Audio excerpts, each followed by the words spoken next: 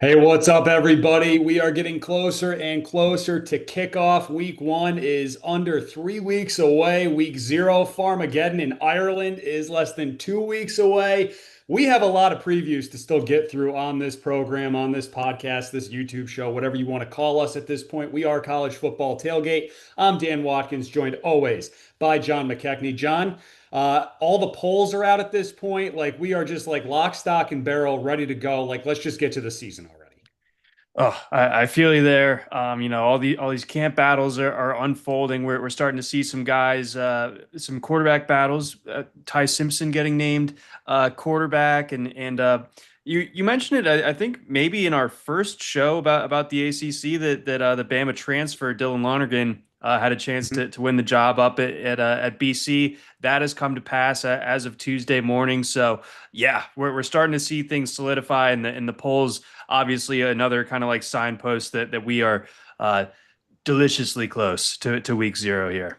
Absolutely. I'm glad you mentioned the poll right there. So I know you are going to be putting together a very lovely TikTok for us on our TikTok channel. At CFB Tailgate is where you can find us. Please go check it out. Drop us a subscription. You can leave John an angry comment about his takes, not so much his TikTok prowess as he gets going on TikTok. He is one TikTok in the books, folks, Hey, as he keeps going here. But yeah, so we're going to talk. You're going to do a full like little breakdown for us on your AP poll thoughts and all that. But I thought we'd touch on a few things here to start this show today. The most notable one for me, John, is that Clemson has jumped up above Georgia and Notre Dame when it comes to the writers compared to the coaches who have them a little lower.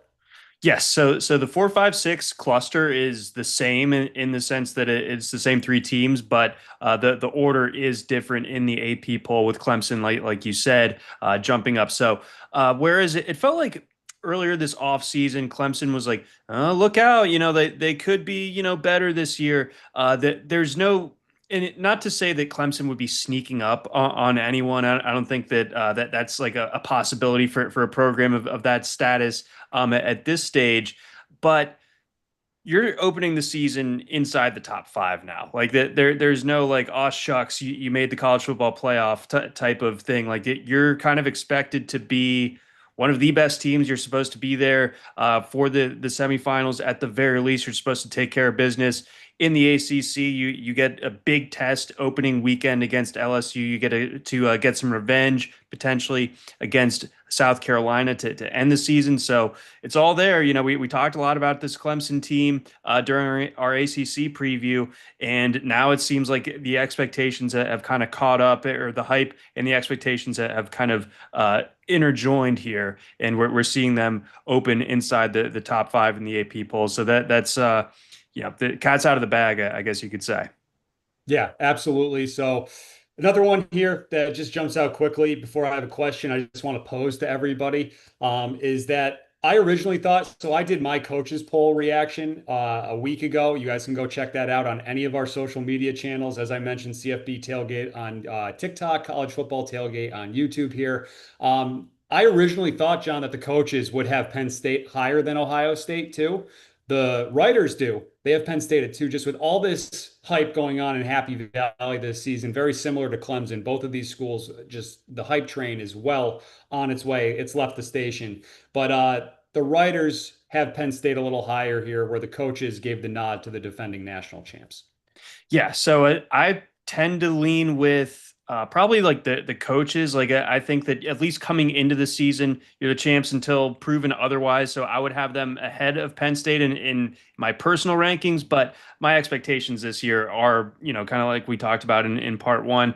I think Penn State has a very legit chance at winning the national championship this year, but that we know the cast of characters a little bit better when it comes to Penn State this year than we do teams like Texas and like Ohio State that, on talent, on what we have as far as like recruiting rankings and concern are concerned, it's all right there for the talent level. But I think we know a little bit more about this group at Penn State, and we think that we could, or I think they could certainly take that step forward. So I think initially coaches get it right as far as where they have these two teams, but I think end of the season Penn State ahead of Ohio State.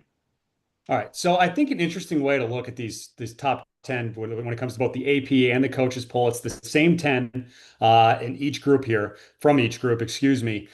Who do you think is going to like finish unranked? Who's going to crater this season? Give me some teams that you think that are, have a lot of hype and getting a lot of respect here coming into the fall, where when we look back on this in the winter, they're going to be nowhere near that top 10.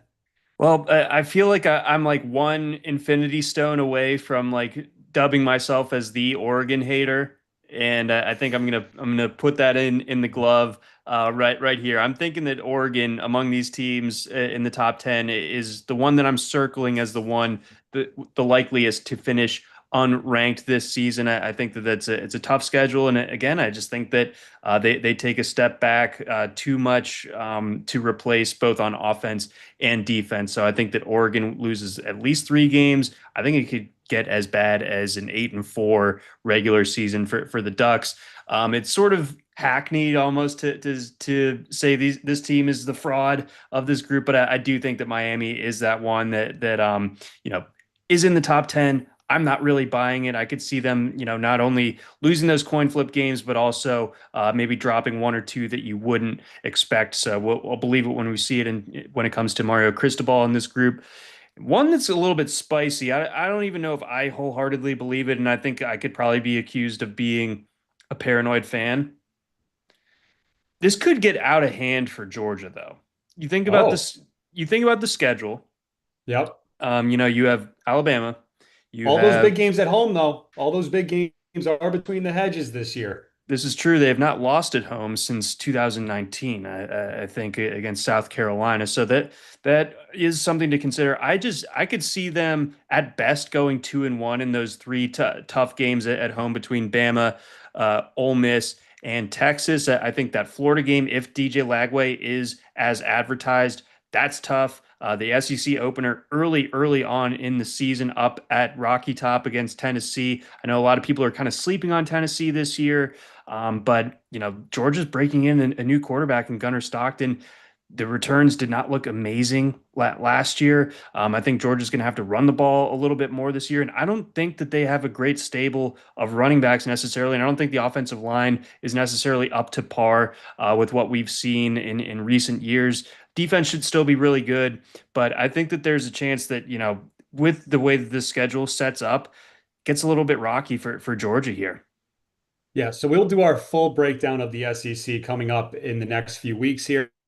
But for me, the team I can see falling out of that top 10, I mean, is the team that's at number 10, and that's Miami. We went into this like way in depth in the ACC preview, but basically still, I feel the exact same way.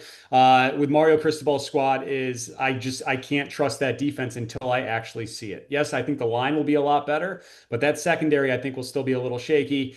And that schedule is going to be tough, especially towards that back end there where they have to go to some cold weather spots. Could be a little interesting there for those kids from South Beach. So I could see Miami falling out there just because of that defense. But it's one of those like, just prove me wrong, Mario. Prove me wrong. All right. So this is a Big Ten show. We kind of talked about Penn State and Ohio State there a little bit. Let's really get into these teams now. Let's start talking about the Buckeyes. They're the defending national champions. 10.5 is their win total. The over, surprisingly, John, is plus 138 on FanDuel. That's the best price you can find there with that. The under, minus 135 on MGM. They are first or second in the national championship odds, depending on the book. Some books even have them tied with Texas, excuse me. So obviously a lot of hype going on here with the defending national champs. People aren't expecting that big drop off year to year like we were expecting and saw with Michigan a year ago. Julian Sayin sounds like he's going to be the starting quarterback. There is maybe a little bit of a battle still going on there with the other kid, but a lot of changes in Columbus. How do you view this team going into 2025? I just think until we see otherwise, we got to believe in what they're cooking up in Columbus. I mean, you have I think dollars to donuts the best player in college football in Jeremiah Smith, and Oh my now God, yeah. he's a receiver, Is he obvious. human? Is he human? Like, I don't think is that proven that he's human? It basically it's like you get 2004 Terrell Owens as a freshman in college. Like that's not Yeah. fair. That you can't do that, but they found a way. to do that, and apparently he's like gotten even bigger and stronger and faster this off season, putting up GPS numbers in practice that should not be possible by the boundaries of physics, but here we are. Saying I think it. I think if you're an Ohio State fan, you just fear that this is like a Kyle McCord type of season where you get the expectations and everything. He's had some time within the system, but it ultimately just never really clicks the way that you want it to and you need it to, and ultimately you end up disappointed. So this is it. I'm gonna choose to believe that Julian Sand can kind of captain this ship, and that like there's just so much talent around him that you can't really screw it up that badly. Now they do have to play Penn State, they do have to play Michigan, they have to play Michigan on the road. They haven't beaten Michigan in forever, so that's kind of like the big thing that they are circling going into this year as well. But as it stands, that Ohio State's still kind of like the class of the Big Ten, and I think that it's hard to see them losing more than one game in the regular season. So I'm glad you brought up Kyle McCord. I think that's a really good comparison to draw on when it comes to Sayan's expectations. And something that McCord had that Sayan will have this year too is Brian Hartline as the offensive coordinator. Hartline's getting his second chance. He's getting kind of a redo here this year when it comes to the OC position. I think a couple of years ago, like Ohio State dropped out of like the top 30 when it come to offensive production, at least according to the S&P Plus, according to Bill Connolly's system there. So Ryan Day, after that season, he goes out and he brings in Chip Kelly. Chip Kelly now leaves after winning a national championship, and Hartline's getting that do-over here. I think that's something that's going to be fascinating this year, John, with this quarterback that's a freshman and all that hype that was around him, only to have Will Howard come in and take the job from him a year ago. Definitely something to keep an eye on. The other side of the ball too, Matt Patricia is the defensive coordinator here for Ohio State this season. That makes me, as someone who is a Patriots fan, very scared for Ohio State that you're going to give up a lot of yards. So maybe target some guys in DFS and fantasy against the Buckeyes this season. I mean, yes, they lost a ton of draft choices too on that defensive side of the ball, but a few other things, though, that I do think are very interesting about Ohio State. And as you mentioned, kind of just the trust what they're cooking, trust the process, if you will. We got that 10.5 win total. Ryan Day, since becoming the full-time head coach, as long as it's a full season, right? So take out the COVID year, he's had 11 wins or more in every single regular season. So really interesting there with Ryan Day's squad up there at Ohio State, where if you could think that they can get to that win total or not. Yeah, I'm choosing to believe, but yeah, I think you do bring up some legitimate concerns. It's hard to stay on top, especially when you have other programs that are working towards that same goal with very similar resources. You talk about Penn State, of course, but you look at Texas or Clemson or Georgia, even though I was just kind of trashing them a little bit. It's gonna be tough for Ohio State to repeat, but got to believe that there's at least a chance here with them, and that that's why we're seeing them first or second in those national championship odds. Yeah, so let's just quickly pull up the FanDuel odds here. Ohio State, as you can see, is the favorite to win the Big Ten at plus 190. Penn State right behind them there. When it comes to their schedule, let's pull up the Ohio State schedule here. As you can see, number one versus number two, Ohio State welcomes Texas in week one Saturday, big noon. That is just awesome.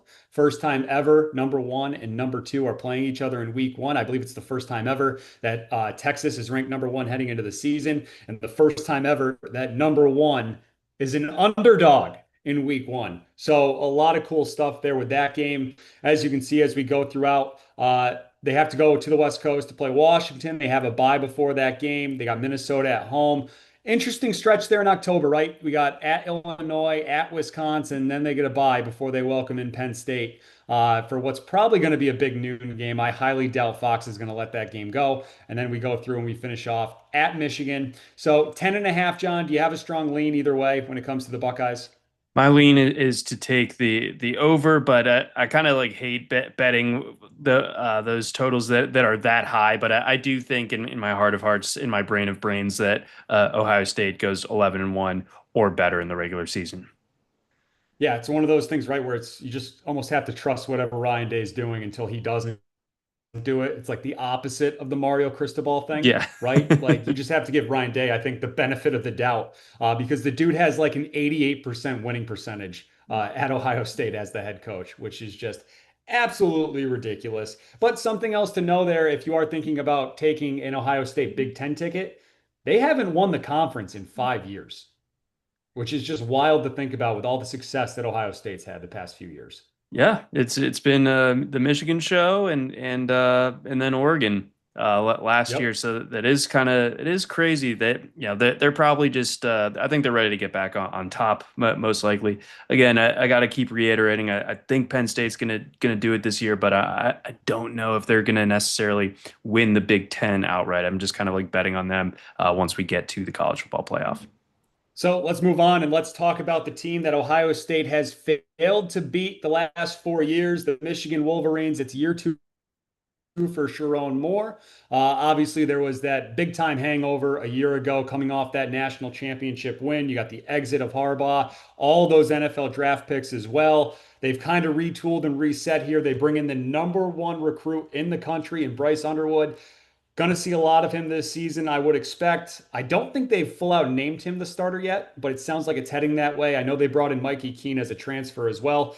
John, I'm just looking at this schedule here. We got this 8.5 win total. It's heavily juiced to the over, depending on what book you're looking at. This might be the easiest schedule in the Big Ten. Yeah, I mean, good for them. For you got to feel good about the plucky underdog Michigan Wolverines with the $10 million man at quarterback, getting a softie of a schedule. But here we are. When it comes to Michigan, I can't really figure out how I feel about this Michigan team this year. I think a lot of it, not to like kind of like back out of this or anything, but it's like it does kind of come down to what Bryce Underwood can do. Is he as good as advertised, and is he as good as advertised right away? I mean, last year Mhm. the forward pass didn't exist basically. Like that Michigan was I don't know about you, but like from a watchability perspective, Oh, like it's horrible. I didn't want to watch Michigan. By the time that like October rolled around, I'm like I'm not interested. I don't want to see this. What I'm sure that Yep. they'll probably win like 17-14. I don't care. I don't want to see it. So I think Underwood should make them a decent bit more watchable. They get Justice Haynes at running back from Alabama. That's interesting as well. I think that defense is going to be pretty nasty. That's one of those things that we can kind of set our watch to when it comes to the Wolverines. So I think 9 wins is totally feasible. I think that's that hence why the juice is so heavy there. I can't go any further than that though. I wouldn't like take this up to like over 9.5 or anything like that. I think that there's still a little bit too much to be determined when it comes to this team to where I'm going to be confidently taking them to win 10 games.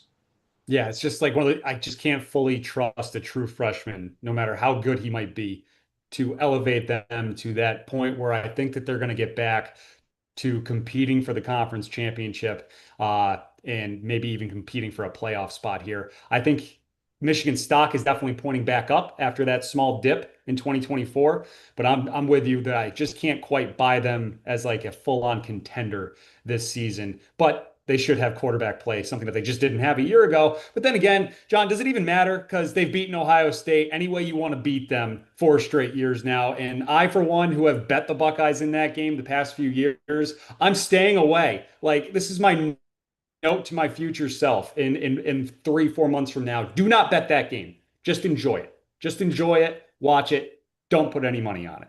Yeah, what I do is like I try to like order a shock collar for myself around bowl season and for me like the team has been Houston. Like I always like Houston. They always blow it in the bowl game, and like I have a shock collar to like remind myself to not bet on Houston in a bowl game. So we need to get you one of those for the game in November.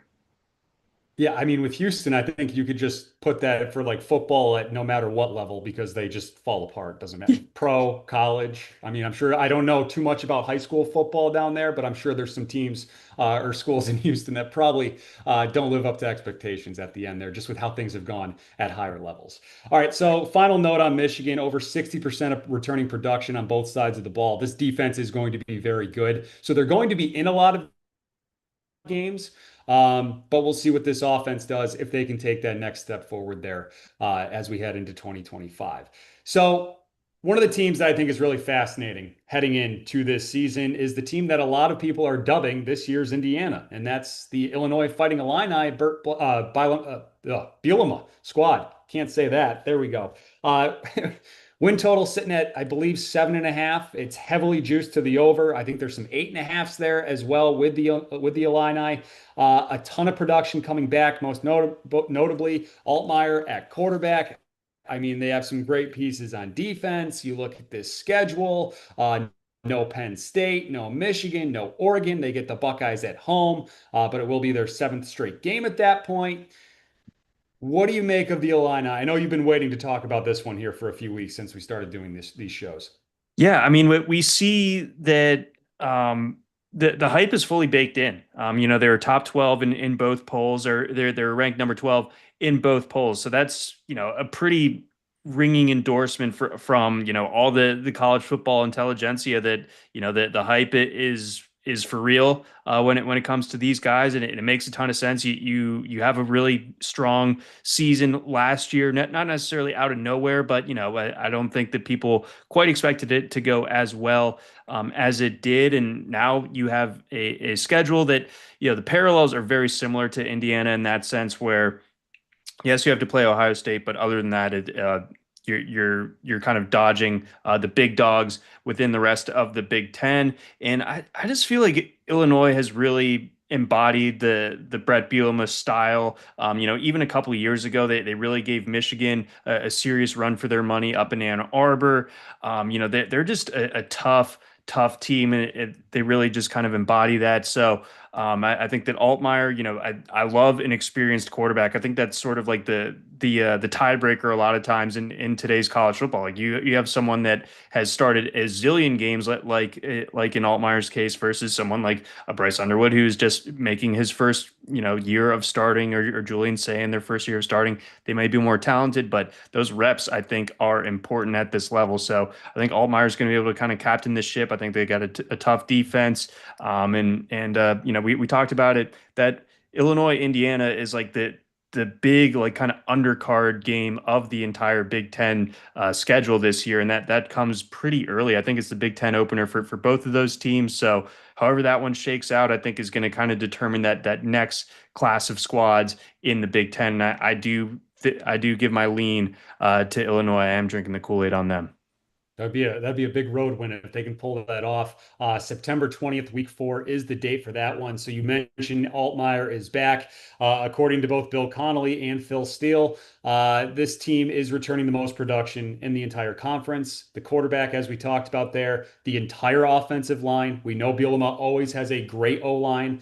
This team, I think, is going to be able to impose its will on the non-Ohio states, I think, on its schedule this season. We got two huge road games in the month of September. Indiana, as we mentioned. You talked about in our ACC preview that week 2 game at Duke is a sneaky big one there, September 6th. So that's another one to watch there. But by the time that Illinois does get to that Ohio State game, yes, they get them at home, but they will have played 7 straight games, no buys to start the season. So just a little interesting scheduling note there when it comes to the Illini. I definitely like that over 7.5. I mean, I would probably even take this up to 8.5 here at this point, just because I think this schedule sets up really nicely, even in the back half. And I'll pull this up here for us too. Let me just find this because but their 2 buys are like after the middle of October. So I really think that they're going to be able to get some more production and get the job done here in the second half. But let's pull up this Illinois schedule for everybody. Any takeaways when it comes to this schedule other than what we've like already really talked about? Like you're saying, that Duke non-con game is pretty interesting, but yeah, the second half of the schedule, like Washington really feels like the only potential toss-up, and Washington kind of a And they have a bye volatile. before that. Yeah. Exactly. So that really helps. But Rutgers, Maryland, and who knows if Wisconsin's even going to be fielding a team by the time the November 22nd rolls We'll get around. to Well, them in a little bit. yeah, it's folks feeling bad for my old Badger pals, and then Northwestern to ice it. So I think we could run into a situation here with Illinois where maybe they drop 2 of those games against Indiana, USC, or Ohio State, they could theoretically lose two of those games and then just roll the rest of the way. So I'm a believer in that, and yeah, I'm a believer or Bielema believer.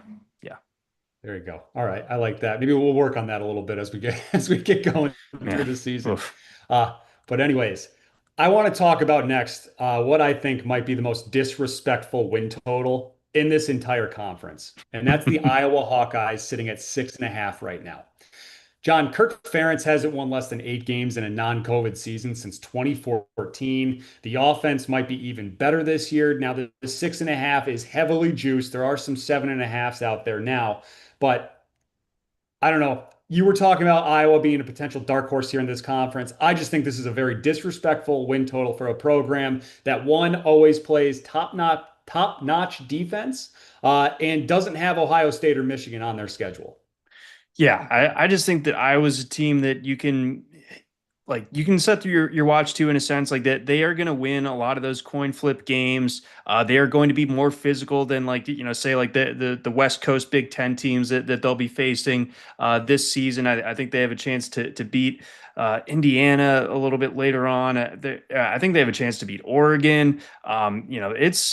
It's a team that it's going to be that has over the course of the test of time, like they've really stood up to it in the sense that they are just able to win those close, ugly games. And I think that this year, and I know this is like as dangerous of an opinion as you could have. I think Let me Iowa have it. might have a real offense this year. Whoa. I know, right? Like I'm buying into this Mark Gronowski kid, South Dakota State quarterback, a guy that can run and throw. They haven't had a mobile quarterback, and I don't know how long this century have they had one. I'm not totally sure, but Could Ricky Stanzi move a little bit? Could he scoot? I can't really remember at this point. he was That's like like the, he could like scramble for a first down type of guy, but Gronowski put up some legit rushing production as a jackrabbit. I think that we could see him push for like 3,000 ish total yards, like 2,500 passing, 500 rushing, maybe like 25 total touchdowns combined there. And we're talking about all this, and then Iowa plays the defense that we're kind of used to seeing from them. That's a team that wins 9 games, I think, at least. yeah, I agree with you. So last year, Kirk Ferentz got rid of his son as offensive coordinator. He brings in Tim Lester, and Iowa's offense improved 100 yards more per game than they did in 2023. A lot of people are expecting another jump this season. One thing to note when it comes to the Hawkeyes is that last year they were 1-3 in one score games. So that's going to have to change this season if they want to get to that 8 or 9 wins there. But yeah, I'm drinking the Kool-Aid when it comes to the Hawkeyes as well. I like a lot of the things that are going on here. When you look at their schedule, their biggest games, right? When you get Penn State and Oregon, uh, Indiana, all at home. Now they have to go out to play Iowa State on the road early on in the season, but they get those big conference games at home here. I do think they're going to be able to get to 8 wins. Boy, that's good. Iowa State ranked, to coming into this year, they're 22 in the AP poll, like Shout out that. Matt Campbell. Yeah, man, that's going to be one of the best, Cyhawk games as far as like high stakes are concerned in a little bit. And obviously, Iowa State going to be playing in week 0 as well, so we'll get a little glimpse of them. But I'm excited about this Iowa team, as crazy as that sounds. I think that having a legit dual threat quarterback could be a bit of a game changer for them. Yeah, I agree with you. And one other thing there too, their defense, like by their standards, was actually a little off last season. They were allowing a few more big plays than they typically do. I would have to trust Kirk Ferentz is going to get that dialed in this season as well. Yeah, I'm sure that the entire offseason they have been paying for that with mat drills and these fall camp practices, getting them ready to go and play legit Iowa defense. So that brings us to our next team, the Minnesota Golden Gophers. And John, like for the first time that we've been doing these previews, this is the first team that I like truly have zero feel on, like whatsoever. Like I'm looking at this team. A lot of people really like this freshman quarterback or redshirt freshman quarterback in Drake Lindsay, but it would not. If you told me Minnesota is going to go 5-7, wouldn't be shocked. If you told me they were going to go 9-3, wouldn't be shocked. what's your takeaway when it comes to the Golden Gophers? Because I don't know. I feel like this team is like the true wild card in this conference. Well, I wish you didn't feel that way because I was going to say that there's no team that is a bigger like blind spot to me than this Minnesota Good. program. I think not just in the Big Ten, but like generally. Like I don't know what's going up or going on down there in Dinkytown. Like I just simply don't get it. They just seem to be solid enough to never be like this train wreck, but they're never gonna like beat the harder teams on their schedule. Like they're never gonna be like a 10-point dog and find a way to upset whomever it may be. So, 7.5. My lean is the under. I think that they probably win just like 7 games. I do like Darius Taylor, the running back. I think he's one of the better running backs in college football. But the rest of it is a very milk toast program to me. I don't think that there's a ton standing out. I think that PJ Fleck, he is who he is at this point. Minnesota just kind of is who they are at this stage. So I just feel like I'll take the under there because I stopped short of being like 8-4 levels of optimistic about the Gophers. Yeah, the only thing I know about PJ Fleck is that if he does get his team to a bowl game, back them. 6-0 in bowls as a head coach here at Minnesota. I mean, that's a good sack. Getting the boys ready to play in a meaningless game. Good for him. Yeah, there we go. So, yeah, I think Minnesota really is like the team that I think has like the biggest range of outcomes this year. Like anywhere from like 4 to 8 or 9, I feel like they could slot in, no problem. Do we perchance have their schedule handy? Yep. You want me to pull it up for everybody? I do. Let's run Okay, through it let's. quickly and kind of give the audience a full grasp of what we're feeling with this So Minnesota team. the September is a little interesting, right? So they open up with Buffalo and Northwestern State. Then they have to go to Cal. After that, they get a bye week. They play Rutgers. You got Ohio State in there on the road. So they do have 5 Big Ten home games this season, John. But the like tough ones, like the real one, like they have 3 really tough road conference games. That's at Ohio State, at Iowa, and at Oregon. I see them. Yeah, I think that they'll make some hay in September. Like they could be one of those teams that is ranked 22nd going into October. Then you lose by 40 points to Ohio State. You drop out of the rankings. You take out your frustrations on Purdue, and then you lose your next 4 games, and the season just kind of gets away from you at that point, and you're just kind of steeling yourself for the battle for the axe against Wisconsin to end the season. Yeah, so it's going to be interesting there. I'm just completely staying away. I don't have a strong lean in either direction, as I mentioned when we started talking about this program. I don't know what to do with them. I really don't. Well, let's move on. Okay, good idea. Let's move on. Let's talk about Wisconsin. You were kind of hinting at a few moments ago there. Wisco's win total here is sitting at 5.5, which just like that just feels sad when it comes to the Badgers. We got the over is at plus 140, the under minus 150. They closed out the season last year with 5 straight losses. I mean, that schedule really cranked up and got brutal towards the end there. And the schedule makers doing them no favors when it comes to this season either. I mean, they have to go to Tuscaloosa to finish off that home and home, which I don't know why they scheduled uh, to go play Alabama down there. They got to go to Michigan. They have to go to Oregon. They have to go to Indiana, at Minnesota to end the season. I mean, Luke Fickle, it's been fickle, I guess, really you could say, to how it's been there at Wisconsin. He like tried to go away from your traditional ground and pound Badger football, trying to spread things out a little bit. It seems like they're going to rein that back in and really go with more traditional run heavy offense this season. But I'm looking at this schedule. I don't think they're getting to bowl eligibility in Madison. Yeah, we're at moral victory season for Sad. the Badgers. Like if they somehow make it to a bowl game, that's a huge win for them. And really, I think that we're in a spot where it's like just if we can get through the season and not get completely embarrassed more than once, that's a win. Probably. I mean, it's that schedule is too much, and I don't think that the talent is there. Like I think that they made the right hire. Like Yeah.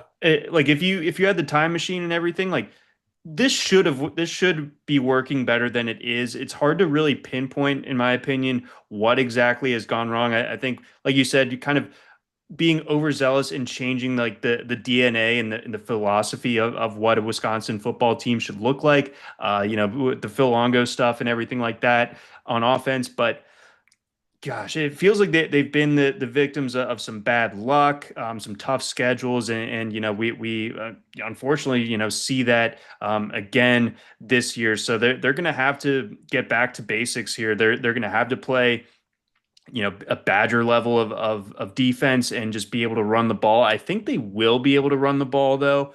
This kid Dylan Jones, I think, is pretty interesting. He was one of their higher rated running back recruits ever. I think second behind John Clay as far as like the 24/7 rankings are concerned. A kid from Maryland's backyard, so I don't know why Maryland didn't think to get that kid, but I digress. So keep an eye for him, but otherwise, I think we're looking at just a tough season. And if you're a Wisconsin fan, you just hope that you get to stay competitive in those tough games. I mean, they were competitive against Oregon last year for sure. That they kind of hang their hat on that. Probably just going to be more of the same in that sense this year. Yeah, it's tough because I completely agree with you. I liked the Luke Fickle hire a lot when they brought him in, but it's not working out. Some of those decisions might be on him when it comes to how they kind of change that offense, but he brings in Jeff Grimes as the OC, should get back to that ground and pound style Wisconsin football. But I think it's going to be another tough year. I don't want to say hot seat or anything like that, but probably starting to get a little bit warm. And when we get to 2026, it's going to be show me time for Luke Fickle. Like you got to produce something on the football field here because it has just been rough. Back to back 7-6 seasons, and then they go 5-7 last year. I can very easily see that happening again. I'll pull up their schedule for us really quick just so everybody can see what a gauntlet that Wisconsin has to deal with this year. At Alabama, as I was talking about. You got the Maryland game, then they have to go at Michigan, Iowa, and Ohio State both come to Madison, at Oregon. Washington's not going to be easy. At Indiana, Illinois, Minnesota. This thing is an absolute gauntlet. Man, just enjoy those first 2 weeks where you're 2-0, because after that, I mean, it's just going to be, I mean, going to Alabama is just going to be so, so rough. That's going to be bad news bears. And then, I think Maryland could even I mean, they have Maryland's cast off quarterback right now Right, Billy Edwards. as their starting quarterback. So at least we think. If he starts more than 5 games, then things have really gone bad for this Wisconsin program. But yeah, just folks read them and weep when it comes to that schedule. That's I mean a run where you have to go like Michigan, Iowa, Oregon, and Ohio State. Like forget about it. It's tough. It's brutal. Okay, so that's going to do it for our real like in-depth team previews. We do have a couple other here that we still want to talk about. I know John's always got thoughts about his Terps up there in Maryland. UCLA, the Nico Iamaleava experience is going to be interesting, I think, this year. I haven't talked about Michigan State, who has just completely dropped off the map as a program, I feel like, and Purdue too. So any lingering thoughts when it comes to those schools? All their win totals are anywhere from 3.5 to 5.5. Yeah, so the Nico experience at UCLA. I mean, UCLA needed a win so badly, like off the field, and I think at once you could say that Nico disappointed relative to expectations at Tennessee, but at the same time, he is a drastic improvement for this Bruins team, and he gives them, and specifically that offense, a breath of life. So consider me a little bit optimistic that UCLA is at least somewhat competitive this year with Nico at the helm. I think as far as Maryland goes, I am wearing my Maryland shirt. That's There where it is. yeah, man, it's where I'm from. It's where most of my family went. So, I follow them closely. They're tough to follow from the football perspective, but a lot of people are excited about this Malik Washington kid. He's the quarterback. I think that he's going to open the year as the starter.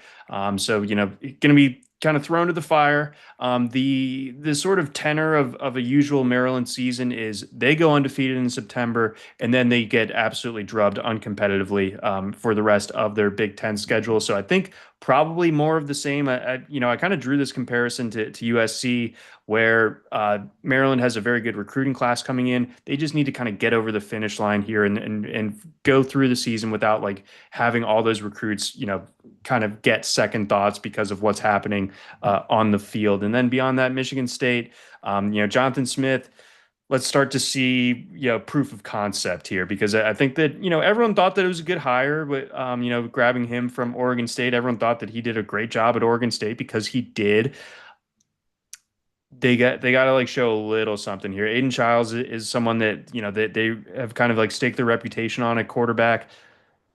Not really showed a lot just yet, so we'll have to see if he can get things going. People are excited about this backfield and Nick Marsh out wide as well. So got a light eye on Sparty this year, but I'm not expecting like I think if they get to bowl eligibility, it's a successful year for them and nothing more. Yeah, I'm just looking at that schedule right now. No Ohio State or Oregon, but they play pretty much everybody else at USC, at Nebraska, at Indiana, at Iowa, at Minnesota. They do get Michigan and Penn State at home, but I don't like their chances in either one of those games for first party this season. Okay, so we ended our ACC shows with a little no huddle, quick hits kind of thing. Let's do it again here for the Big Ten. So, John, I want your champion, your dark horse, your player of the year, coach of the year, and your biggest disappointment in the Big Ten. Are you ready? Ready to do it. All right, let's do it. Your champion in the Big Ten in 2025. All right, so hurry up offense here. We've got Big Ten Conference champion, Penn State, the dark horse. I think it's either Iowa or USC. I think the player of the year, it's got to be Jeremiah Smith. If I go off the board a little bit, I got Jaden Mayava of USC. If I'm talking coach of the year this year, I think it's Lincoln Riley. I think that he surprised some people. I think, it kind of tandems up with Jaden Mayava there with USC maybe having a little bit of a better year than people expect. And my big disappointment, no surprise here, Oregon is my disappointment from the Big Ten. Okay, so I'm going to give you my quick hits as well. My no huddle for the Big Ten. My champion. As much as I doubt Drew Aller, I do think Penn State's going to win this conference this year. I think it all sets up very nicely for them. I think Drew Aller's big mistake is going to come at some point in the college football playoff. My dark horse. Kind of going with your Lincoln Riley coach of the year kind of thing. I'm going USC. I just think the law of averages is going to play out here when it comes to the Trojans this year. I think this defense is going to keep improving. I love Danton Lynn as the defensive coordinator. He brought them from outside the top 100 in defensive S&P plus to inside the top 50. I think we get more improvement this season. And also Lincoln Riley is just too damn smart to not figure this thing out in Southern California. So I like USC as my dark horse. Player of the year, I think it's probably going to be Drew Aller. As much as I knock him. But you just look at how this award's handed out every single year. When it comes to the offensive side, anyway, Drew Aller's probably going to be it. If I had to go with something a little more off the board, I might go Luke Altmaier. I love everything that's going on there in Illinois with him. On the defensive side of the ball, get me Jacques in Illinois, who had 8 sacks last year. He's back Mhm. for a loaded pass rush for Illinois there. Coach of the year, I'm going to go Brett Bielema. I'm buying the hype. I'm drinking the Kool-Aid with the Illini, as I've been talking about, as we've been talking about. A lot of buzz. There's going to be a lot of buzz, just like Coach Sig last year, who ended up winning the Coach of the Year. And finally, my biggest disappointment. I guess I could just ditto your take there with Oregon, but if I had to go a little more off the board, I'm gonna go Julian Sayin as the biggest disappointment in the Ah. Big Ten this year. So I think something might be a little up there. I think he's been a little, I don't want to quite say full on entitled, but I think there's something not quite right there with him. And it wouldn't surprise me if Ohio State is going a different direction in quarterback towards the end of this season and definitely in 2026. They'll be missing Air Noland, who is cool and transferred to South Carolina, but he could have been the guy. Could have been the guy. Could have been the guy. All right, so that's going to do it for our Big Ten preview. If you missed any of it, check out our YouTube page at College Football Tailgate. Hit that subscribe button if you would be so kind. It would mean the most to us. It doesn't cost you anything. We're still working on getting the podcast feed going, and we will let you know when that is out. You can follow us on Twitter at CFB Tailgate 25. You can follow us on TikTok at CFB Tailgate. We'll be posting tons of content there, and we'll be back later this week to talk about the Big 12 too. All right.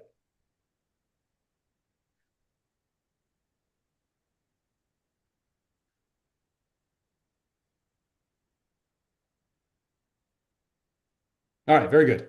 Perfect. 45 minutes. Excellent. Bam. Awesome.